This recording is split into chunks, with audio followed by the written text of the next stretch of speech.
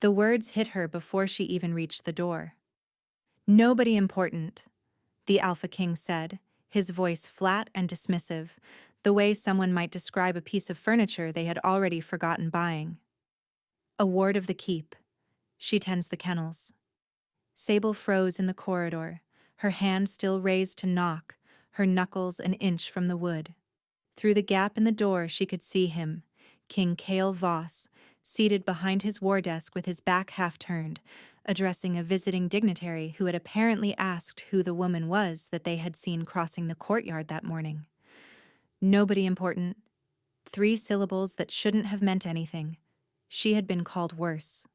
Orphans raised inside castle walls learned early that their name was whatever the household decided it was. Burden. Charity case. Useful. On a good day. But hearing it from him, from the man whose hunting wolves she had nursed through distemper and mange and broken bones for 6 years, whose favorite hound she had sat up with for 3 nights straight last winter when it was dying, that landed differently. Something behind her ribs made a sound like a branch snapping under too much snow. Quiet. Final. She lowered her hand. She stood there for 3 full breaths, staring at the grain of the wood, feeling the last 6 years rearrange themselves in her memory. Every late night in the kennels, every fever she had sat through, every wound she had cleaned, every wolf she had coaxed back from terror. All of it, recast in a single sentence. Nobody important. She turned and walked back down the corridor, her boots silent on the stone.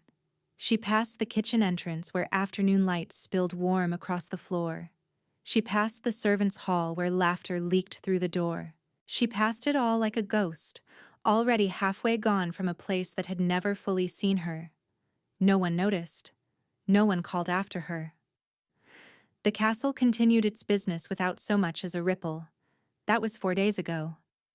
Now the Alpha King stood in the empty kennels, staring at the hook where her work apron used to hang, and the silence that greeted him was absolute. Every wolf in the den was howling, and they had not stopped since the night she disappeared. The handlers couldn't calm them. The stable masters couldn't get near them. 3 wolves had refused food entirely, and his own bonded wolf, a massive black beast named Fenric, had bitten 2 guards and was now pacing the yard in tight, frantic circles, snarling at anyone who approached. "Where is she?" Cale asked. Brennick, his steward, stood 2 paces behind him, his face carefully neutral. "Gone, Your Majesty. Her quarters are cleared. Her belongings are missing." She left no word. "That is not what I asked." Cale's voice dropped to something low and dangerous. "I asked where she is." Brennick hesitated. "We don't know." The king stared at the empty hook. The apron was a faded thing, patched twice, smelling permanently of cedar oil and wolf fur. He had never noticed it before. He noticed its absence now like a wound. "Find her," he said. He turned and walked out of the kennels. Behind him, the wolves kept howling. 6 years earlier, a girl of 17 had been reassigned from the kitchens to the kennels because no one else wanted the job. The previous kennel keeper had quit after being bitten for the 4th time, and the wolves, half feral and deeply mistrustful of humans, were considered too dangerous for most of the household staff. Sable hadn't volunteered. She had been told. The head cook had pointed at her and said, "You, kennels, starting tomorrow." And that had been that. She had walked into the wolf den on her first morning expecting teeth. What she found instead were animals so neglected and frightened they had forgotten what kindness felt like. Their coats were matted. Their water was stale. 2 of the younger wolves had infections in their paws that had gone untreated for weeks.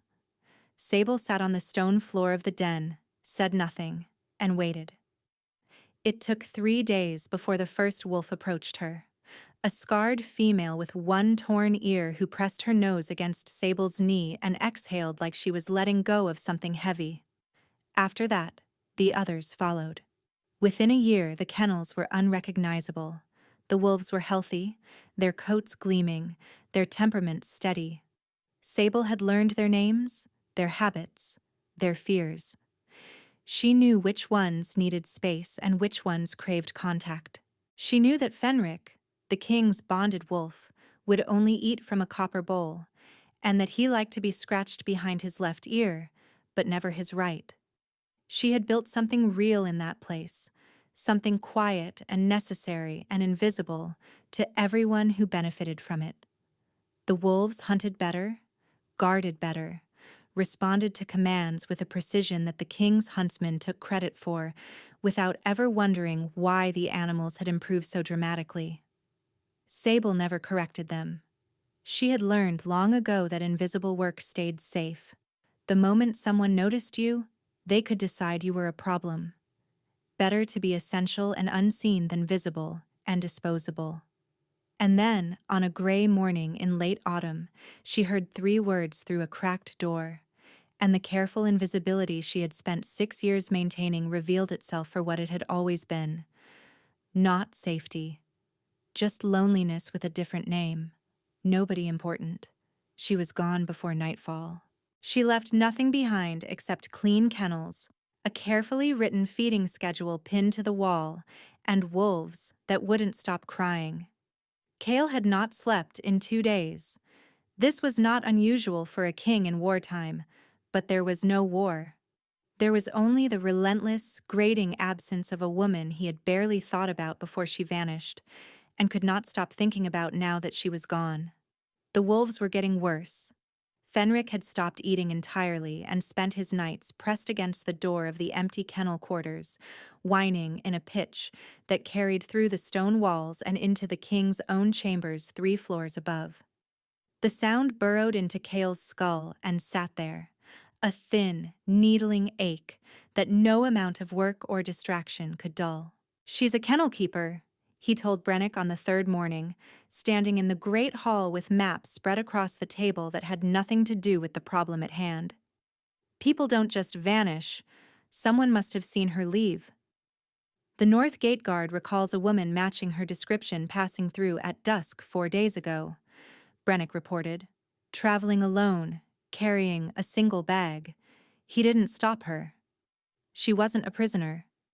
That last sentence sat in the air between them like an accusation. "Send riders," Kale ordered. Brennick hesitated, choosing his words with the caution of a man who had learned exactly where the line was between useful counsel and insubordination. "Your Majesty, the council will ask questions. Dispatching riders for a kennel keeper is unprecedented. It will raise eyebrows." "Is that supposed to concern me?" Kale's gaze snapped to him, sharp enough to draw blood. "It will draw attention," Brennick said, standing his ground. "The kind of attention that invites speculation." "Then let it," the king said, and something in his voice, something raw and unfamiliar, made the steward take a step back. In 15 years of service, Brennick had never heard that particular note in his king's voice before. It sounded dangerously close to desperation. 3 riders left that afternoon. They returned 2 days later with nothing. No trail, no sightings, no word from any village or outpost within a day's ride. Sable had walked out of the castle and dissolved into the landscape like smoke into fog. Kale stood in the kennel yard that evening, watching Fenric pace. The wolf's ribs were starting to show beneath his dark coat. He moved in those same tight, desperate circles, nose to the ground, searching for a scent that was fading more with each passing hour. "I know," Kale murmured, crouching low. He reached out a hand. Fenric snarled at him. The king's own wolf, his bonded companion since he was a boy of 14, bared its teeth at him and backed away. Kale pulled his hand back slowly. The rejection landed harder than it should have. Fenric had never snarled at him before, not once in 15 years. But the wolf didn't see his king right now. He saw the reason Sable was gone. That night, alone in his chambers, the king sat on the edge of his bed and pressed his palms against his eyes. The howling had become a constant, a chorus that rose and fell like breathing, filling every corridor and stairwell of the keep. The household staff moved through the halls with their shoulders hunched and their faces tight. 2 kitchen maids had already asked to be relocated to the lower quarters, further from the sound. "She's nobody," he said into the dark, testing the words. They tasted wrong. They had always tasted wrong, he realized, and the realization made something cold settle in his chest. He thought about the winter before. Fenric had fallen ill, a rattling cough that deepened into something wet and terrible over the course of 3 days. The healers had said it would pass. It didn't pass. On the 3rd night, Cale had gone down to the kennels to check on the wolf and found Sable already there, sitting on the floor beside Fenric with his enormous head in her lap, her fingers working slow circles behind his left ear. Her eyes were red-rimmed. She had been crying. She hadn't seen the king standing in the doorway. She had been talking to the wolf in a low, steady voice, telling him he was going to be fine, that she wouldn't let anything happen to him, that she was right here, and she wasn't going anywhere. Cale had stood there for a long time, watching her, feeling something he couldn't name shift behind his ribs. The candlelight had caught the side of her face, and he remembered thinking she looked tired, the kind of tired that went deeper than sleep could fix, the kind that came from pouring yourself out for years and never being refilled. He remembered thinking he should say something. Thank you, perhaps. Or just her name, spoken aloud in a way that acknowledged she was a person and not a function. He didn't. He told himself it wasn't appropriate. That a king didn't linger in doorways thanking servants for doing their jobs. That acknowledging her would create complications, expectations, attachments he wasn't prepared to examine. The truth was simpler than that, and uglier. He didn't say anything because saying something would have meant admitting she mattered, and admitting she mattered would have meant examining why, and Cale was not ready for what he would find if he pulled that thread. So he turned and walked away without saying a word. And the moment passed, and he let it pass, and now it was gone. He had never thanked her. Not once in 6 years. He had never acknowledged what she did, never asked her name in front of anyone who mattered, never treated her as anything more than a quiet, reliable piece of the household machinery. And when someone asked who she was, he had called her nobody important, because that was easier than examining why her presence in his home had started to feel necessary in ways that kept him up at night. The howling outside his window grew louder, a sound like grief given voice by creatures who didn't know how to grieve quietly. Cale lay back on his bed, stared at the ceiling, and did not sleep. On the 7th day, Fenric collapsed. The wolf lay on his side in the kennel yard, his breathing shallow and labored, his dark coat dull against the cold stone. The other wolves had gone silent at last, arranged in a loose circle around him, their heads low, watching with an animal solemnity that made Cale's throat constrict. He knelt beside Fenric, his hand on the wolf's flank. He could feel the ribs beneath the fur, sharp and prominent where there had once been solid muscle. The bond between them, the deep, instinctive thread that connected an alpha to his wolf, pulsed faintly, weakly, like a heartbeat losing its rhythm. "How long?" Cale asked without looking up. Ulvin, the court physician, stood a careful distance away, his hands clasped behind his back. "Days, perhaps. A week at most. The animal isn't ill in any way I can identify. He simply stopped. He won't eat, won't drink, barely moves. It's as though something essential has been removed from him, and without it he sees no reason to continue." "He's grieving," Cale said quietly, and the word surprised him even as it left his mouth. Ulvin shifted uncomfortably. "Your Majesty, wolves don't—" "He is grieving," Cale repeated, and the physician went silent. Cale looked down at Fenric's face. The wolf's eyes were half open, glassy and distant, staring at nothing. One of the younger wolves, a gray female sable had named Thistle, crept forward on her belly and pressed her muzzle against Fenric's neck, whimpering softly. The sound was so raw, so plainly heartbroken, that Cale had to look away. Something cracked open inside the king's chest. Not all at once, but slowly, the way ice fractures on a river in early spring, beginning with a single line that spreads outward until the whole surface is webbed with breaks. He had done this, not with cruelty, not with intention, but with indifference. With the casual, unconscious dismissal of a person who had poured herself into his household, his wolves, his life, and received nothing in return. Not a word of thanks, not a glance of recognition, not even the dignity of a name when someone asked who she was. Nobody important. He could feel it now, the shape of what he had lost, visible only in its absence, like a missing tooth the tongue keeps finding. "Brennick," Cale called, his voice rough. The steward appeared in the doorway instantly, as if he had been waiting for this exact moment. "Expand the search. Every village, every outpost, every road within 3 days' ride. I want her description at every inn and trading post from here to the northern pass." "Your Majesty," and send for the trackers, Cale continued, rising to his feet. "Not the household trackers, the Greymane brothers, the ones who found the deserters in the Black Fen last year." Brennick's eyebrows rose fractionally. The Greymanes were expensive, notoriously difficult, and only took jobs that interested them. They were also the best trackers in the kingdom. "The Greymanes charge a considerable fee," Brennick said carefully. "I don't care what they charge." "And if the council inquires about the expense?" Cale looked at him, and whatever Brennick saw in the king's face made him close his mouth, nod once, and leave without another word. The Greymane brothers arrived 3 days later. Haddon and Jorik, twin trackers with wolf blood in their line and noses sharp enough to follow a scent through rain. They examined Sable's quarters, the kennels, the path to the north gate, crouching periodically to press their fingertips against the stone.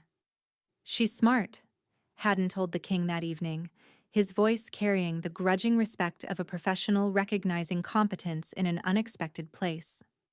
"Walked through the river for the first mile out, doubled back twice, changed direction at least 3 times before committing northeast."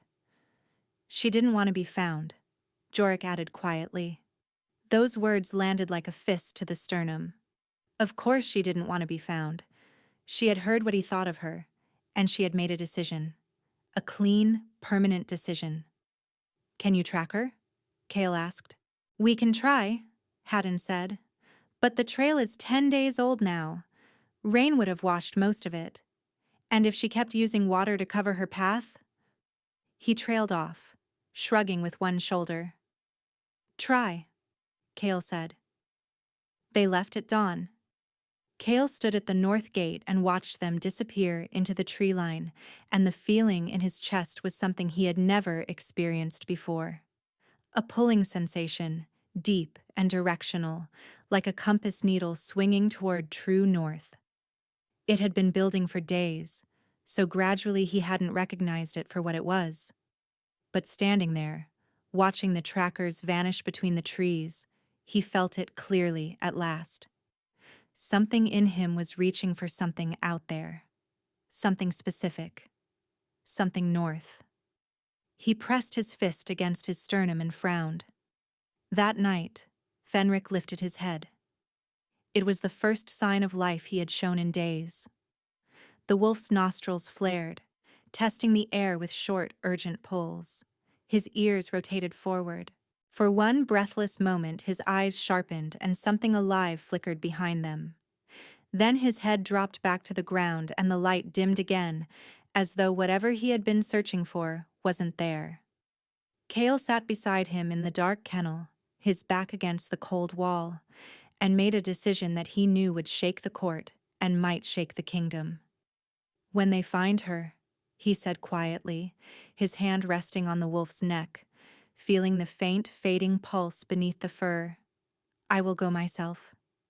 Fenric's ear twitched toward the sound of his voice. But the wolf did not lift his head again. The Greymane brothers returned on the second day, and Cale knew before they spoke that the news was bad. It was written in the way Haddon wouldn't meet his eyes, and the way Jorik kept his hands in his pockets, his jaw working like he was chewing on words he didn't want to release. "We tracked her northeast for 2 days," Haddon reported, standing in the king's study with mud still caked on his boots, through the river valley, past the thornwood, into the hill country beyond. The trail was faint but readable. "She's good at covering her tracks, but she's not a tracker herself. She made mistakes." He paused. Cale waited, the tightness behind his sternum winding like wire around a post. "She crossed into the Ashenmoor," Jorik said. The room went very still. The Ashenmoor was borderland in the truest sense, unclaimed territory between the kingdom's northern edge and the wildlands beyond. No patrols, no settlements, no law. The terrain was brutal, fog-choked ravines and shale ridges and bogs that could swallow a horse without warning. The few people who lived out there were exiles and outcasts who had run out of places to run. No one went into the Ashenmoor voluntarily. Certainly not alone. Certainly not in late autumn with winter bearing down. "You're certain?" Cale asked, though the ache in his bones had already confirmed it. The direction was right. North and east. Into the gray. "We followed the trail to the edge," Haddon said. 3 miles in, we lost it entirely. The moor swallows everything. Scent, tracks, sound. It's like the land itself doesn't want to be read." "We can go deeper," Jorik offered, though his voice carried the honest reluctance of a man who knew what he was volunteering for. "But we'd need supplies, backup, and even then, the Ashenmoor has killed better woodsmen than us." "No," Cale said. "You've done enough." He paid them generously. They left. And Cale stood alone in his study, staring at the map pinned to the wall, at the vast unmarked gray of the Ashenmoor. She had walked into that. Alone. In autumn, with winter closing in. A woman with no pack, no wolf, no weapons beyond whatever she had carried in a single bag. Because he had called her nobody important. The guilt was a physical thing now. It sat in his stomach like a stone, heavy and sharp-edged, grinding against everything else whenever he moved. It gnawed at him when he ate, which he was doing less of. It pressed down when he breathed, which seemed to require more effort than it used to. It clouded everything when he tried to focus on the documents piling up on his desk, the trade agreements and border reports and council minutes that blurred together into meaningless shapes. The kingdom didn't stop needing governance just because its king was falling apart. But Cale found himself reading the same sentences 3 and 4 times over, his eyes sliding off the words, his mind dragged north by a force he couldn't reason with. Brennick noticed. The council noticed. The kitchen staff noticed the untouched plates returning from his chambers. Everyone saw it, but no one said anything, because the king had developed a look in his eyes that discouraged questions. A haunted, restless intensity that made people step aside when he walked through corridors and lower their voices when he entered a room. On the 12th day after Sable's disappearance, Cale made an announcement that stunned the court.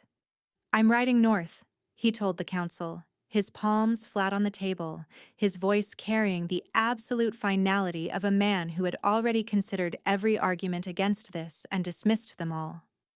"Brennick will oversee affairs in my absence." No one moved. The air in the room turned heavy. Councillor Marin, a sharp-featured woman who had served 3 kings before Cale, leaned forward in her chair. "Your Majesty, you cannot be serious. The Northern Summit is in 2 weeks. The trade delegation arrives in 10 days. You cannot simply leave the capital on a—" She stopped herself, but the unfinished word hung in the air anyway. "Whim." "I can," Cale said calmly. "And I am." "For what purpose?" Marin pressed, her voice edged with barely concealed frustration. Cale looked at her, and the counselor sat back slightly in her chair. "I'm bringing someone home," he said. Marin's eyes narrowed. "The kennel girl." It wasn't a question. Her name, Cale said, his voice dropping to a register that made the candle flames on the table shiver, is Sable, and if anyone in this room calls her the Kennel Girl again, they will discover exactly how unpleasant their king can be when he chooses.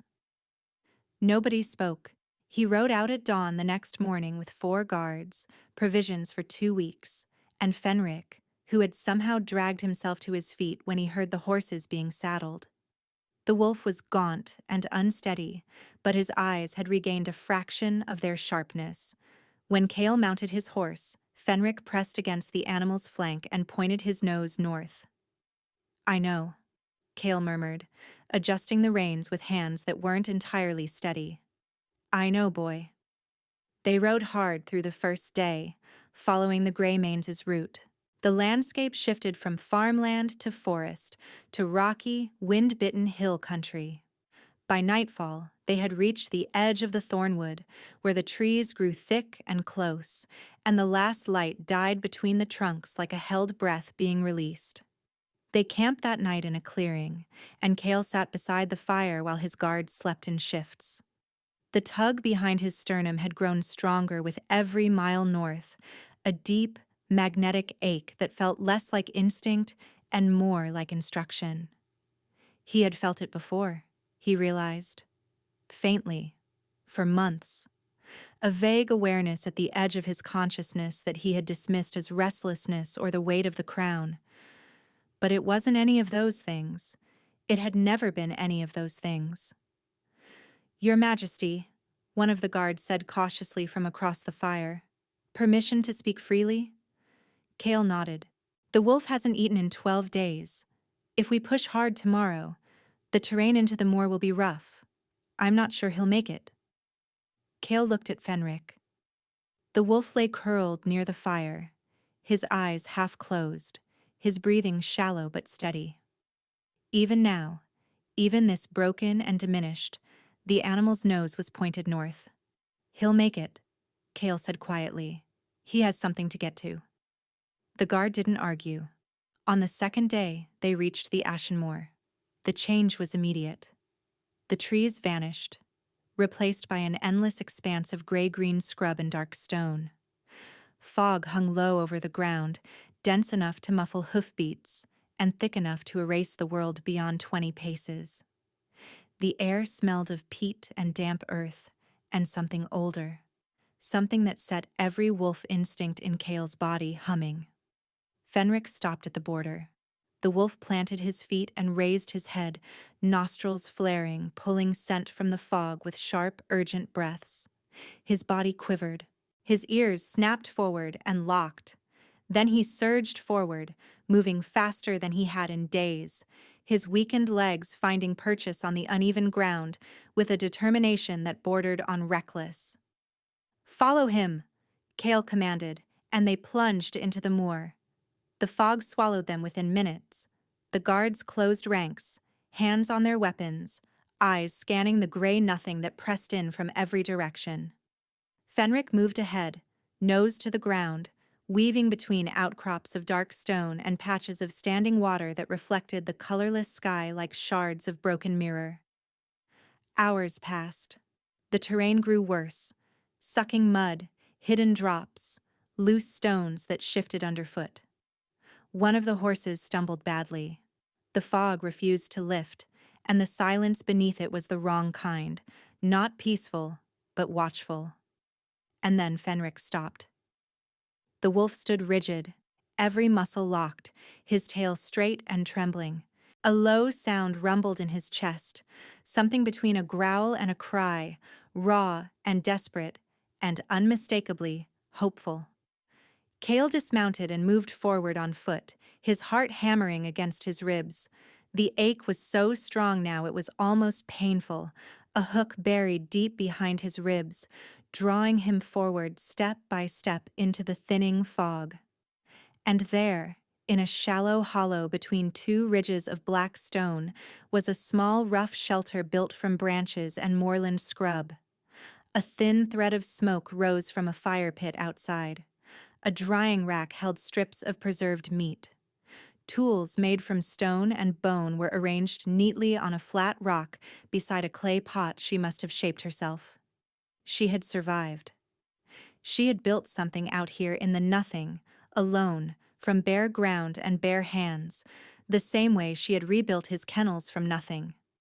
And sitting beside the fire, her back to him, her hands busy mending a torn piece of cloth, was Sable. Fenric broke into a run. The wolf crossed the distance in 3 bounding strides and crashed into her, with enough force to knock her sideways off the log she was sitting on. Sable gasped, her hands flying up in defense, and then her arms came around the wolf's neck, and she buried her face in his fur. A sound escaped her that Cale felt in his own chest, half laugh and half sob, muffled against Fenric's matted coat. "You stupid, stubborn animal," she whispered, her voice cracking on every word. "What are you doing here? Look at you. Look at the state of you." Fenric whimpered and pressed closer, his tail sweeping the ground, his entire wasted body trembling with a relief so visible it hurt to witness. Cale stood at the edge of the hollow and watched. His throat had closed, his hands were shaking at his sides, and the constant ache behind his sternum had gone quiet, replaced by something warm and terrifying and completely still. Sable looked up from the wolf. Their eyes met across the hollow, and every ounce of softness drained from her face. The relief vanished. The tears stopped. What replaced them was something hard and guarded, a wall built fast and high by someone who had learned the hard way what happened when you left yourself open. "What are you doing here?" she asked. Her voice was steady, cold, controlled in a way that told him the control was costing her everything. She looked thinner than he remembered, harder. The softness that had once lived in her face had been scraped away by wind and solitude, and whatever it had cost her to survive out here alone for nearly 2 weeks. Her hands were raw and roughened. Her clothes were patched with strips of leather she had cut herself, but her eyes were the same, dark and steady and impossible to hide from. Cale opened his mouth, and for the first time in his life, the Alpha King had absolutely no idea what to say. "I came to bring you back," Cale said. The words came out wrong, too commanding, too certain, as if he still had any right to certainty when it came to her. Sable's expression didn't change. She stayed where she was, one arm still wrapped around Fenric's neck, her fingers buried in the wolf's matted fur. "Back to what?" she asked. The question landed like cold water. Cale opened his mouth, closed it, and realized he didn't have an answer. Back to the kennels? Back to being invisible? Back to a castle where years of devotion earned her dismissal through a cracked door? "The wolves need you," he said instead, grasping for solid ground. "Fenric nearly died. He stopped eating the day you left. The others are—" "I can see what happened to Fenric," Sable interrupted, her voice quiet but edged. She ran her hand along the wolf's protruding ribs, and her jaw tightened. "I can see exactly what happened to him." The accusation was subtle, but it cut deep. She wasn't blaming herself for leaving. She was blaming the castle for not being able to care for the wolves in her absence. She was blaming him. "Sable," Cale started. "You rode 2 days into the Ashenmoor," she said, looking up at him with that unflinching gaze. "For a kennel keeper?" He flinched. The word sounded different in her mouth than it had in his. It sounded like what it was, a reduction, a way of making a person smaller so you didn't have to reckon with their actual size. "No," he said. "I crossed the Ashenmoor for you." Something flickered across her face, fast and unguarded, before the wall came back up. She looked away, pressing her cheek against Fenric's head. "You called me nobody important," she said, and her voice was steady, but the steadiness had a tremor buried deep beneath it, like a foundation that was holding but only just. "I heard you through the door. The dignitary asked who I was, and you said, nobody important." The words hung in the cold air between them. I know, Kale said. I know what I said. Then you know why I left. Yes. Silence settled over the hollow. The guards stood at a respectful distance, their faces carefully blank. The fog pressed in around them, muting everything, turning the world into a small gray room with no walls and no ceiling and no way out except through each other. Come back, Kale said, and this time his voice cracked on the second word in a way that surprised them both. Please. Sable looked at him for a long moment. He could see her weighing it, the war behind her eyes between the part of her that wanted to believe him and the part that had been burned too recently to risk the flame again. Why? She asked. So I can go back to being invisible? So I can spend another 6 years loving... She stopped herself, the word catching in her throat like a fishhook. She swallowed hard and started again. So I can spend another 6 years pouring myself into a place that doesn't see me? I saw you, Kale said, and the confession came out rough and raw and completely unplanned. That night with Fenric, when he was sick, I stood in the doorway and I watched you hold him, and I saw you. I have been seeing you for longer than I knew how to admit. Sable stared at him. Then why didn't you say anything? She whispered. Because I was afraid of what it meant, Kale thought. Because you were the only person in the castle who never wanted anything from me, and I was terrified that if I acknowledged you, I would have to acknowledge why you mattered. And then I would have to do something about it. And I didn't know how. What he said instead was simpler. Because I was a coward. The word sat between them, honest and irreversible. A king calling himself a coward in front of his guards, in front of the woman he had wronged, in the middle of a fog-choked wasteland he had ridden 2 days to reach. Sable's eyes glistened, but she didn't cry. She pressed her lips together hard and looked down at Fenric, who had fallen asleep against her side, his breathing deeper and steadier than it had been since she left. He needs to eat, she said finally, her voice thick. And he needs water, and warmth, and someone to check his joints because he's been walking on ground that's too cold for too long. I'll have the guards set up camp, Kale offered. Sable nodded without looking at him. I'm not coming back to the castle, she said, and the words hit him like a physical blow. Not as the kennel keeper, not as nobody important. I would rather freeze out here than go back to being invisible. Kale stared at her. Then come back as something else. She looked up at him sharply. As what? He didn't have an answer for that either, not yet. But the ache behind his ribs had settled into something warm and steady and patient, and he found he could breathe again. Stay tonight, he said. Let us feed you. Let us tend to Fenric.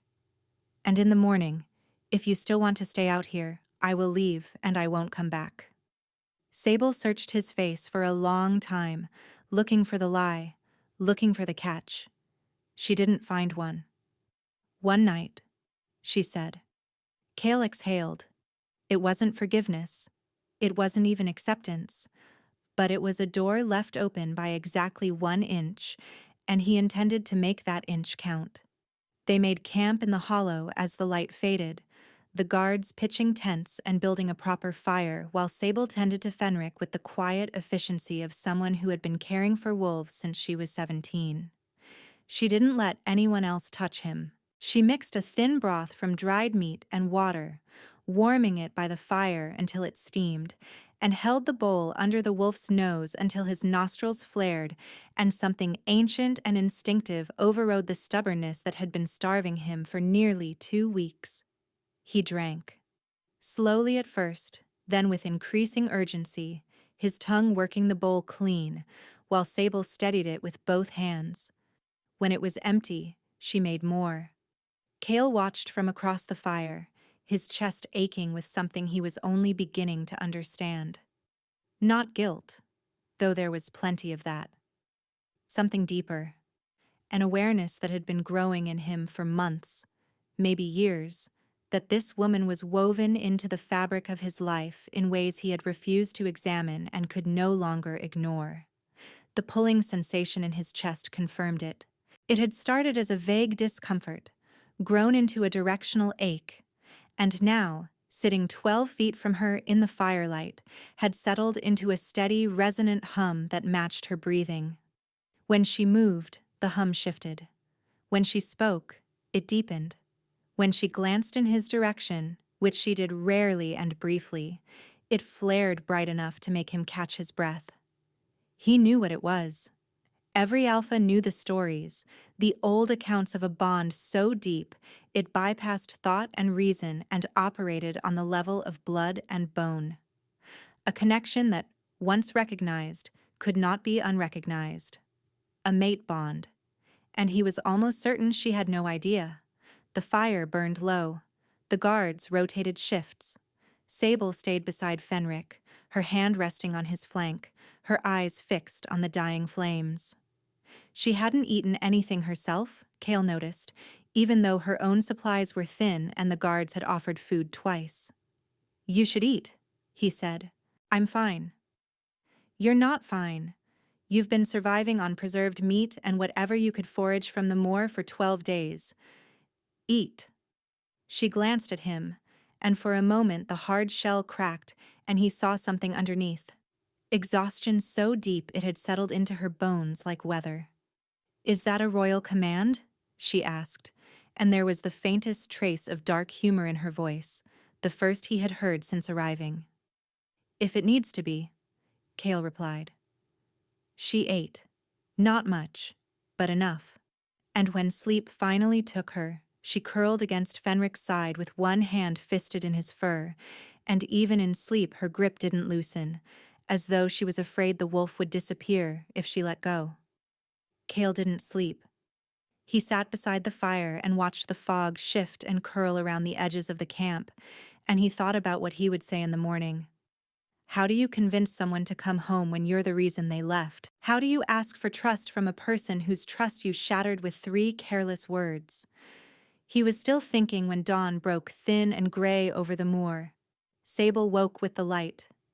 She sat up, pressed her palm against Fenric's chest to check his heartbeat, and seemed satisfied by what she felt. Then she stood, brushed the dirt from her clothes, and looked at Cale with an expression that was calm, resolved, and completely devastating. "Thank you for the food," she said, "and for coming, truly. But I meant what I said." Cale's chest constricted. "Sable, I'm not coming back as a ghost," she said firmly. "I spent 6 years building something in those kennels. 6 years of my life, my work, my heart. And none of it mattered. Not to the council, not to the court, not to you. I heard it from your own mouth." "You mattered," Cale said, rising to his feet. "You have always mattered." "Then why didn't you say so?" Her voice rose for the first time, and the crack in it ran deep. "One word, Your Majesty. In 6 years, one word would have been enough. My name, just my name, spoken like it belonged to a person instead of a function." Cale felt the impact of that deep in his chest, right where the ache had lived. She was right. He knew she was right. And the worst part was that he had known it even then, standing in that doorway watching her save his wolf, and he had walked away anyway because acknowledging her would have cost him something he wasn't willing to spend. "I know," he said, "and I am sorry. Not as your king. As the man who should have said your name 1,000 times and didn't." The silence that followed was long enough for the fog to shift direction. Sable's jaw trembled. She pressed her mouth into a hard line and turned away, walking toward her shelter, and Cale felt the pulling in his chest wrench sideways like something tearing. Then she stopped. She stood with her back to him, her shoulders rigid, her hands clenched at her sides. The wind moved through the hollow, cold and smelling of peat. "Something is wrong with me," she said, her voice smaller than he had ever heard it. "Since I left the castle. Something is wrong, and I don't know what it is." Cale went very still. I can't sleep, she continued, not turning around. I can't eat properly. My chest hurts constantly, right here. She pressed her fist against her sternum, like something is dragging me south, dragging me back. And when you arrived yesterday and I saw you standing there, the pain just stopped. And that terrifies me because it means the pain is connected to you, and I don't understand why. Cale's heart was hammering so hard he could feel it in his temples. She was describing the bond. She was describing exactly what he had been feeling. The same ache, the same direction, the same relief at proximity. I feel it too, he said quietly. Sable turned around. Her eyes were wide, her composure crumbling at the edges. What? The pulling. The ache when we're apart. The way it goes quiet when we're close. He swallowed hard. I've felt it for months. I didn't know what it was until you left, and then it became so loud I couldn't hear anything else. She stared at him, her face a war between hope and fear. What is it? She whispered. And Cale, who had spent his entire life choosing his words with the precision of a man who understood that language was power, said the truest and most terrifying thing he had ever said. It's a mate bond. You and I are bonded. The color drained from Sable's face. She took a step back, then another. Her hand pressed against her chest, her breathing rapid and shallow. No, she said. That's not possible. Sable. Kings don't bond with kennel keepers, she said, and the words came out ragged and desperate. That's not how it works. Bonds form between equals, between wolves of standing and rank. I'm a foundling. I'm nobody. Don't, Cale said sharply, crossing the distance between them in 3 strides. Don't call yourself that. Not ever. He stopped in front of her, close enough to feel the warmth radiating off her skin, close enough that the hum in his chest became a roar. She looked up at him with those dark, honest eyes, and the fear in them was so raw it made his chest split open. I called you nobody important, he said, and it was the worst lie I have ever told. She didn't speak for a long time after that. She stood in front of him, her eyes searching his face with an intensity that felt like being read down to the bone. Cale let her look. He had spent years hiding behind the mask of kingship, controlling what people saw, managing every expression and inflection and silence. He let all of it drop. He let her see exactly what was underneath. The guilt, the longing, the fear, and the absolute certainty that what he was telling her was true. A mate bond, she repeated, her voice flat, testing the words the way you might test the weight of a loaded weapon. Yes. And you've known for how long? I suspected for months. I knew for certain the day you disappeared. She flinched. So you came after me because of the bond, because it was pulling you, not because— No, Cale interrupted, his voice harder than he intended. He softened it deliberately, forcing himself to slow down. I came after you because when I stood in the empty kennels and saw your apron was gone, I realized that the most important person in my household had vanished, and I had never once told her she was important. The bond showed me the direction. The rest was mine. Something shifted in her expression.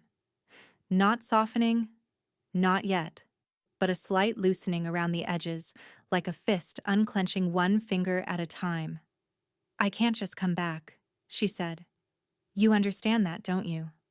I can't walk through those gates and go back to the kennels and pretend everything is fine. The court will eat me alive. They already looked through me when I was invisible. What do you think they'll do when they find out the king's bonded mate is the orphan who cleaned up after his wolves? I don't care what they do, Cale said. You should. You're a king. You have to care.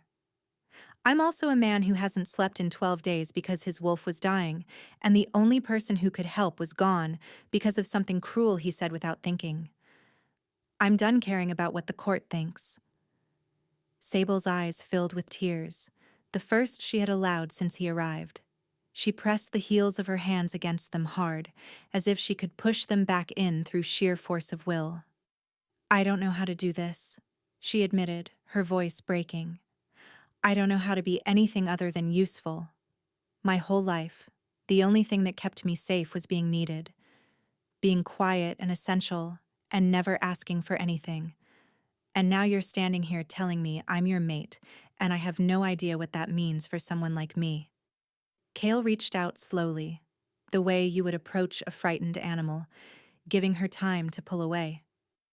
She didn't. His fingers found hers, and the moment their skin touched, the humming in his chest exploded into something so intense it stole his breath.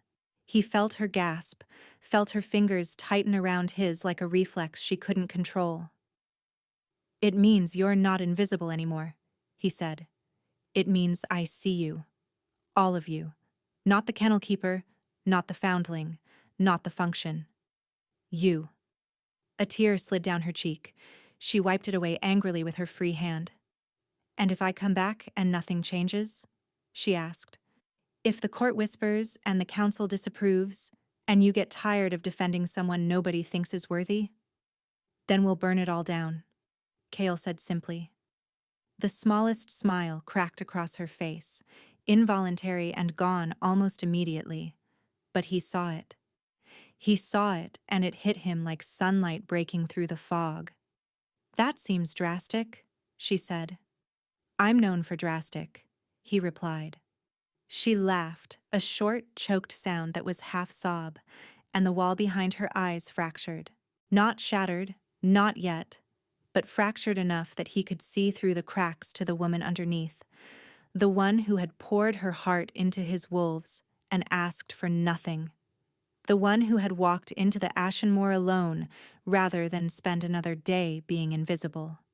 "One condition," she said, squeezing his hand so tightly her knuckles went white. "You never call me nobody again. Not to a dignitary, not to a servant, not to yourself. Never." "Never," Kale swore, and meant it with every fractured piece of himself. The fog around them had begun to thin. Weak sunlight filtered through, turning the gray moor gold at the edges, and Fenric lifted his head from where he lay, his ears pricked forward, his tail thumping once against the ground like a heartbeat finding its rhythm again. Sable looked down at the wolf, then back at Kale, and the expression on her face was the most frightening thing she had ever worn. It was trust. Fragile, conditional, terrified trust, offered like a lit candle in a windstorm. "Take me home," she said. The ride back took 2 days. They traveled slowly, Fenric too weak to keep pace with the horses. Sable walked beside the wolf for most of the first day, murmuring to him in the low, steady voice that Kale was beginning to realize could calm anything, wolf or king, or the emptiness that had lived in his chest since she vanished. That first night, camped at the edge of the thornwood, Sable settled near the flames and Kale took a seat across from her, and neither of them spoke about the bond or the court or what waited for them at the castle. Instead, Sable told him about the moor, about the silence that had nearly broken her the first 3 nights, so total and absolute it felt like the world had forgotten she existed. About the morning she woke to find a wild fox curled against her feet. About the first time she caught a fish in the moorland stream with her bare hands and sat on the bank, laughing at herself because there was no one to see it. Kale listened. He listened the way he should have been listening all along, with his full attention, with the weight of his gaze and the silence that told her every word she said mattered. When she finally fell quiet, he said, "I want to know everything. Every day I missed. Every day I wasted." Sable looked at him across the fire, and the distrust in her eyes had softened to something cautious and watchful, the way Fenric had watched her from across the kennel on that very first day, wanting to trust, but not quite daring to. "Then ask," she said.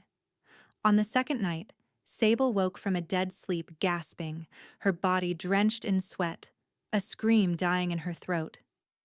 Kale was beside her in an instant, his hands hovering, not touching, remembering that she hadn't given him permission for that yet. "I'm fine," she managed, pressing her palm against her chest. "Just a dream." But her face was ashen, and her pupils were blown wide, and the bond between them was screaming with a frequency he had never felt before. Something cold and alien that didn't belong to either of them. "What did you see?" he asked. Sable shook her head. "Nothing. Fog. Darkness." She swallowed. "Something watching." Kale went very still. "It was just a dream," she said again, but her voice had no conviction in it at all. Fenric, who had finally been sleeping soundly, raised his head and stared into the dark trees surrounding their camp. A low, continuous growl rumbled from his chest, his hackles rising in a ridge along his spine. He was staring at nothing, or at something neither of them could see. The dream came again the next night, and the night after that. Each time it was the same. Fog so thick it had weight. Silence so complete it had teeth. And somewhere in the dark, something patient and aware, drawing closer with every visit. By the time they reached the castle gates, Sable had not slept properly in 2 days, and the shadows under her eyes matched the ones Kale carried. The bond between them hummed with a shared exhaustion that made it hard to tell whose fatigue belonged to whom. The court reacted to her arrival exactly as she had predicted. Whispers trailed her through the corridors like smoke. Counselor Marin's expression when she saw Sable walking beside the king could have curdled milk at 20 paces. But Kale kept his hand at the small of her back, steady and deliberate and visible, and nobody said a word to her face. That night, in the king's chambers, Sable sat on the edge of the bed she had been given and stared at the fire. Fenric lay at her feet, recovered enough to eat and walk, but still thin, still watchful, still pressing himself against her legs whenever she was still for more than a minute. "The dreams," she said without looking at Kale. "They're getting worse." "Tell me," he said. She told him. The fog, the circling presence, and a new element, a voice low and shapeless, whispering words she couldn't quite make out. Words that felt like accusations. Kale's face went pale. "You hear it too," she said, reading him instantly. "You've been hearing it." He sat down heavily in the chair across from her. "Since the night you left. Every time I close my eyes, it tells me things about myself. Things that are true. Things I don't want to hear." "What kind of things?" His jaw tightened. "That I'm the reason people leave. That I destroy the things I should be protecting. That everyone I've ever failed to see, to value, to hold on to, is proof that I don't deserve to hold anything at all." The words fell like stones into still water. Sable watched the ripples move across his face, the way his hands gripped the arms of the chair, the way his breathing went shallow and controlled in the manner of someone who had been holding something back for a very long time. "That's not a dream," she said slowly. "That's a curse." Kale looked at her sharply. "I grew up in the kennels," she continued, her voice steady now, gaining the quiet authority of someone fitting pieces together. "Wolves carry curses in their bloodlines. I've seen it. A wolf who was beaten will flinch at raised hands for the rest of its life. Its pups will flinch too, even if they were never struck. The wound passes down. It lives in the blood." She leaned forward. "Something wounded you long before you met me. Long before the war. Before the crown. And whatever it was, it left something behind. Something that feeds on guilt. Something that tells you, every night, that you are not enough." Neither of them breathed. Kale's eyes were bright and raw, stripped of every defense. She had reached into the center of him and named the thing he had never been able to name himself. "My father," he said, and the word came out like it had been pulled from somewhere deep and locked. "He never spoke to me directly, not once in 18 years. Everything went through advisors, through Brennick's predecessor, through the council. I was a function to him, an heir, a purpose. not a person. His voice cracked. He called my mother nobody important the day she left the castle. Those exact words. I was 9 years old, and I stood in the corridor and heard him say it, and I swore I would never become him. The recognition hit Sable like a wave. The same words, the same corridor, the same wound, passed down like a curse in the blood.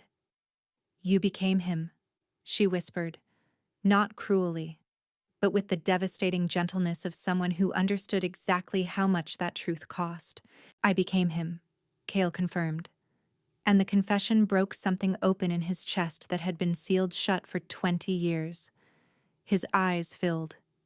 He didn't look away. He let her see it.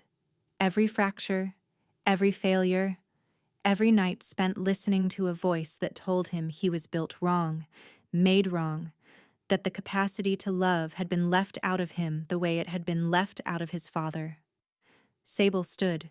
She crossed the space between them, knelt in front of his chair, and took his face in her roughened, wind-chapped hands. You are not him, she said. You crossed a wasteland to find me. You stood in front of your council and said my name. You called yourself a coward because you knew it was true, and your father would have died before admitting weakness. She pressed her forehead against his. The curse is a liar. You are not your father's son in the ways that matter. You are the man who came to find me. Cale's hands came up to cover hers. His shoulders shook. And in the quiet of his chambers, with the fire burning low and Fenric watching from the foot of the bed, the Alpha King wept for the first time since he was 9 years old. Sable held him through it. She held him the way she had held Fenric on that winter night, with steady hands and a low, constant voice, and the unshakable patience of someone who understood that the only way out of old pain was through it. The fog in his dreams receded that night. Not entirely, not all at once, but enough. Enough to let him sleep without the voice. Enough to let the silence be silence again, instead of a held breath waiting to speak. In the morning, he woke to find her beside him, her hand still resting on his chest, her breathing slow and even. Fenric lay across the foot of the bed, his nose tucked under his tail, sleeping deeply. Cale lay still and watched the dawn light crawl across the ceiling, and for the first time in longer than he could remember, the morning felt like a beginning instead of an escape from the night. The court never fully warmed to her. There were always whispers, always sideways glances from nobles who believed the king's mate should have come with a bloodline and a dowry, rather than calloused hands and the smell of cedar oil. But Cale had kept his word. He never called her nobody again. He spoke her name in council meetings, at diplomatic dinners, at the northern summit he had nearly missed. He spoke it clearly and with the unmistakable weight of a man who had decided that this was the hill he would die on. The dreams didn't stop all at once.